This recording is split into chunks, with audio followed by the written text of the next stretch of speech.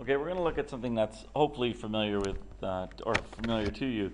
It's called functions, and just a couple little notes here.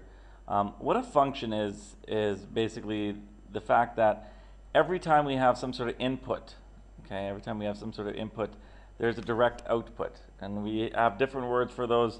Sometimes you're used to calling them the x variable and the y variable, or the independent, which would be like the x here, and the dependent, which would be like the y. Just understand here that every time we input something, okay, it should never give two different outputs. In other words, it's always its own output. In other words, every time you put an input, there's a direct output. And this way we can actually analyze things and call it a function.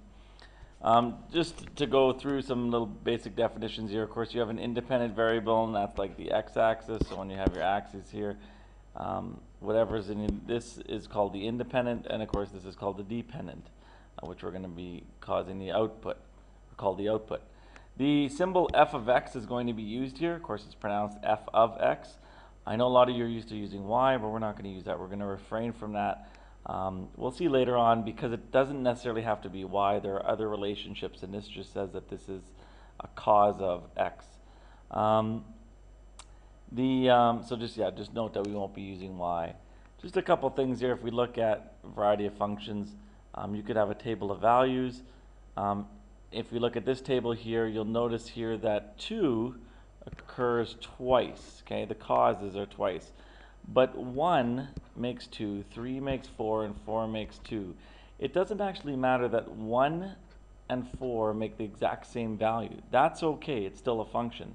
What we can't have is the number 1 making two different values, which in this case, if you look at the second example here, you'll see that exactly happen, where 3 makes 5, but also 3 makes 6.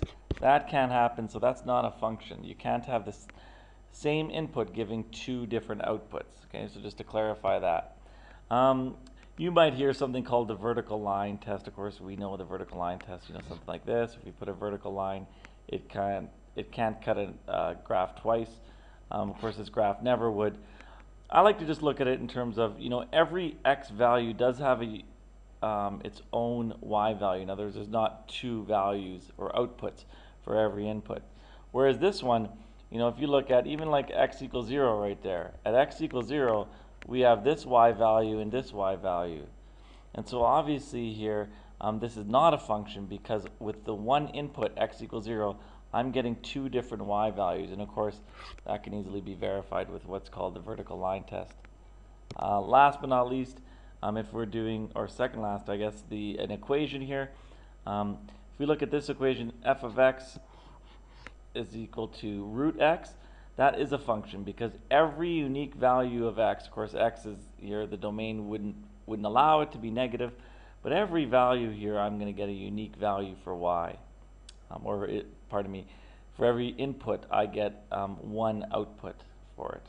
Whereas this one here, okay, this equation where it says plus or minus, well, you'll notice something happen here. If I put in x is equal to 1, by doing that here, what I'm going to get here is I'm going to get plus 1, that's the root of 1, but I'm also going to get negative 1. And so this value is ambiguous, and actually this one here would give you two distinct values.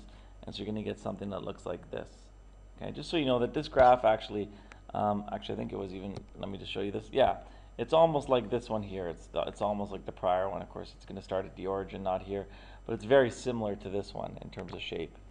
If you look at something like this in terms of mapping, it's a little easier to see here that yes, two values here did give the same output, but that's okay.